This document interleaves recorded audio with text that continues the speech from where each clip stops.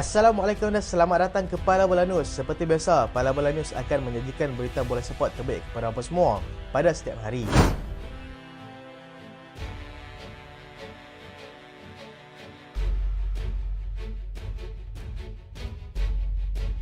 Kita lihat lalu beberapa keputusan perlawanan yang berlangsung pada awal pagi tadi. La Liga Spanyol, Granada tewas 3-2 kepada pasukan Villarreal.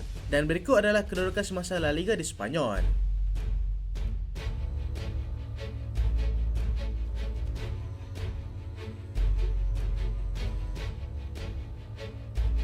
Manakala di Serie A Itali, Empoli tewas 0-3 kepada pasukan Atalanta. Lazio menang 1-0 ke atas pasukan Fiorentina. Dan berikut adalah kedudukan semasa Serie A Itali.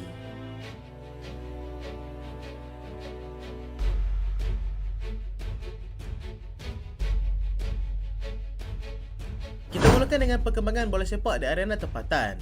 Bintang 4 juta JDT tidak kelihatan di ACL. Ketiadaan bintang hebat pasukan JDT, Takehiro Kunimoto, semasa aksi ACL tempoh hari menjadi perhatian ramai selepas dia beraksi cemerlang dalam beberapa aksi sebelum itu. Beliau bagaimanapun tidak membuat kemunculan di pentas tertinggi bola sepak Asia, walaupun kehadirannya untuk mengisi kekosongan yang ditinggalkan oleh Leandro Velasquez. Tano Solari dilihat lebih memilih untuk menggunakan Bersen, Forestieri, Heberty dan juga Jody Ahmad serta Shane Lowry untuk mengetuai barisan pertahanan. Skuad Harimau Selatan juga menggunakan Hikmat Yohan Muniz dan Diogo, sekaligus menyebabkan Oscar Arribas dan juga Takehiro Kunimoto tidak dapat didaftarkan. JDT masih mempunyai baki 3 perlawanan dalam ACL dan masih berpeluang untuk marah jika mereka menang ke semua perlawanan.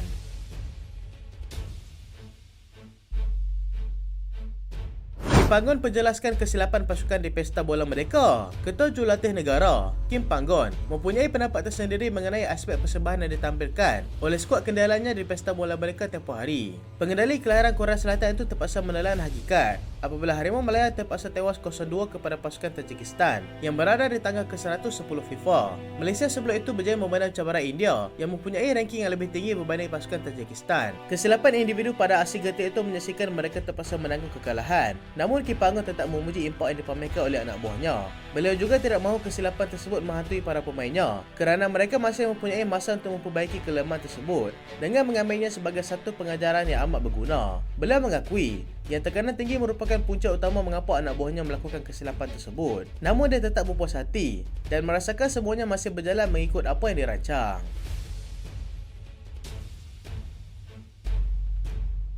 Lionel Messi menang Ballon d'Or buat kali ke-8.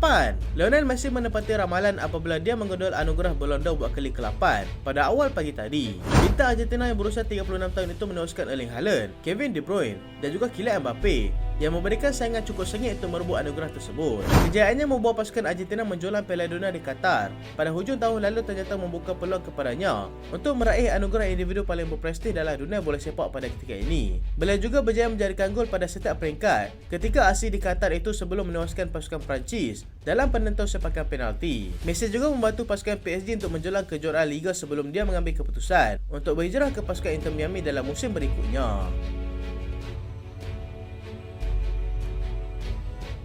Ini adalah senarai penuh pemenang untuk setiap kategori Ballon d'Or yang melibatkan pemain bola sepak lelaki. Anugerah utama Ballon d'Or secara rasminya milik Lionel Messi selepas berjaya membantu pasukan Argentina untuk menjuarai Piala Dunia pada hujung tahun lalu. Haaland walaupun tidak memenanginya tidak pulang dengan tangan kosong apabila dia berjaya memenangi anugerah Jet Mula. Bintang hebat pasukan Real Madrid, Jude Bellingham, berjaya memenangi anugerah Copa, manakala rakan pasukan Vinicius Junior juga berjaya membawa pula anugerah Socrates. Yashin Trophy pula dibawa pula oleh penjaga gol pasukan Argentina dan juga Aston Villa iaitu Emi Martinez, dan anugerah pasukan terbaik dimenangi oleh pasukan Manchester City. Erik ten Hag beri pesanan khas kepada penyokong Manchester United. Kekalahan 3-0 Manchester United di tangan musuh setempat iaitu pasukan Manchester City dalam perlawanan hujung minggu tempoh hari ternyata sukar untuk diterima para penyokong The Red Devil. Walaupun mereka berjaya mengekang beberapa percubaan berbahaya daripada pemain City, namun ianya masih belum cukup untuk menghalang kemenangan selesa City di Old Trafford. Jurulatih United, Erik ten Hag, terpaksa aku dengan keputusan tersebut, namun beliau sempat untuk menitikkan pesanan kepada penyokong setiap pasukan Manchester United. Beliau mengingatkan bahawa saat ini itu pasti akan tiba kelak dan berharap mereka semua akan tetap berada di belakang pasukan untuk sentiasa memberikan sokongan padu terhadap mereka. Dia juga berpendapat penalti yang dihadapkan kepada pada City pada minit ke-23 itu telah membunuh keseluruhan permainan Manchester United. Dengan keputusan itu, United terpaksa menangguh hasrat mereka untuk menaiki kedudukan Liga dengan kini mereka berada di tangga ke-8, mengumpul 15 mata selepas 10 perlawanan. Ayah Luis Diaz masih belum dibebaskan. Ayah kepada bintang pasukan Liverpool, Luis Diaz, masih belum dibebaskan selepas berlakunya kejadian penculikan ahli keluarga pemain tersebut di Colombia pada minggu lalu. Ibunya bagaimanapun sudah pun dilepaskan oleh penculik tersebut. Namun kedudukan ayahnya pada ketika ini masih belum dapat dipastikan lagi. Diaz yang tidak disenaraikan semasa Liverpool menang 3-0 ke atas pasukan Nottingham Forest 7 minggu lalu, masih berusaha untuk membebaskan ayahnya. Keadaan ini turut menarik perhatian daripada Presiden FIFA, iaitu Gianni Infantino, yang memberikan kenyataan di mana mereka sentiasa menyokong pemain tersebut daripada belakang. Bagi Jurgen Klopp pula, ia adalah perkara yang berada di luar pemikirannya. Dia sememangnya tidak menjangkakan perkara ini akan berlaku dan membenarkan dia untuk kembali semula ke pangkuan keluarganya. Seluruh pasukan Liverpool dan juga penyokong bola sepak berharap keadaan ini dapat diselesaikan dengan keadaan segera.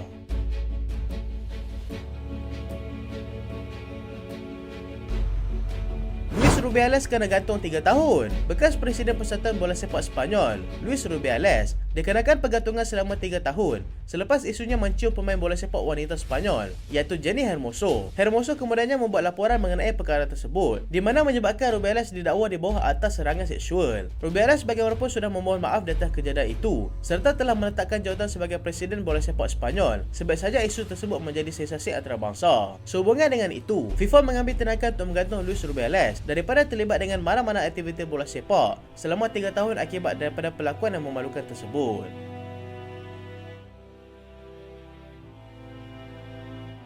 Liverpool tidak akan jual Mohamed Salah pada bulan Januari nanti. Liverpool menegaskan yang mereka tidak akan melepaskan Mohamed Salah pada jendela perpindahan yang akan dibuka nanti. Mereka juga menegaskan yang mereka tidak akan melayan mana-mana tawaran yang akan diberikan pada bulan tersebut. Salah yang berusia 31 tahun sedang berada dalam prestasi terbaiknya untuk musim ini, di mana dia telah beraksi dalam 13 perlawanan dan telah terlibat dalam 14 gol contribution, iaitu 10 gol dan juga 4 assist setakat ini. Liverpool dipercayai sedang menerima tekanan daripada pihak Arab Saudi yang masih belum berputus asa untuk mendapatkan pemain side daripada Mesir itu, walaupun terpaksa membayar sehingga 200 juta pound. Liverpool berada dalam kedudukan terbaik setakat ini selepas mereka mengalami musim yang begitu buruk pada musim lalu.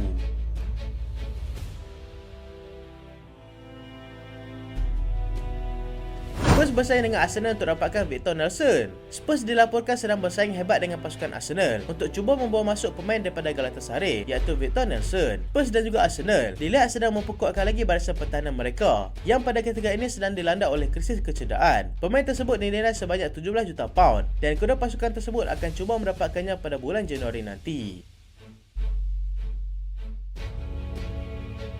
Chelsea peloskan pencarian golkiper baru mereka. Chelsea kini menjadikan La Liga sebagai sasaran terbaru mereka untuk cuba mendapatkan penjaga gol yang boleh beraksi untuk jangka masa panjang bersama mereka. Mereka kini meletakkan nama Georgi Mamardashvili daripada Valencia sebagai sasaran utama mereka pada ketika ini. Mereka juga tidak menolak kemungkinan untuk cuba mendapatkan Aaron Ramsdale dan juga Diogo Costa sebagai antara calon yang dibawa masuk nanti.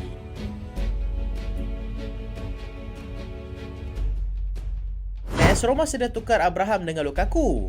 AS Roma dilaporkan sudah bersedia untuk menukar Tammy Abraham bagi mendapatkan Romelu Lukaku secara tetap dalam masa terdekat ini. Abraham bukanlah nama asing untuk pasukan Chelsea kerana dia adalah bekas pemain pasukan tersebut sebelum mengambil keputusan untuk berhijrah ke Serie A Itali.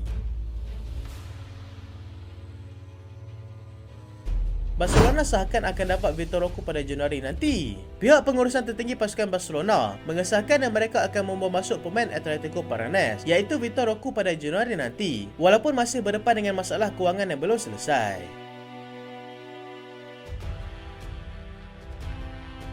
Toni Kroos akan tinggalkan pasukan Real Madrid. Toni Kroos dikatakan sedang mengintai peluang untuknya keluar daripada pasukan Real Madrid untuk beraksi di Liga Perdana Inggeris. Beliau melihat kedudukannya semakin tergugat sebagai kesebelasan utama dengan pasukan seperti Arsenal, Chelsea, Manchester City berminat dengannya nanti.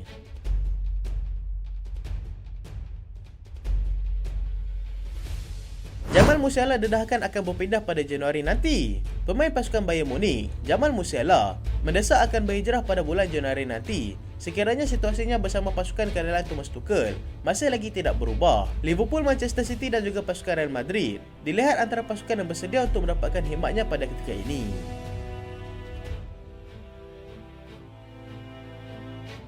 berita pada kali ini dan terima kasih sebab tonton sampai habis. Jangan lupa like, jangan lupa share, jangan lupa subscribe. Aku Solian. Assalamualaikum.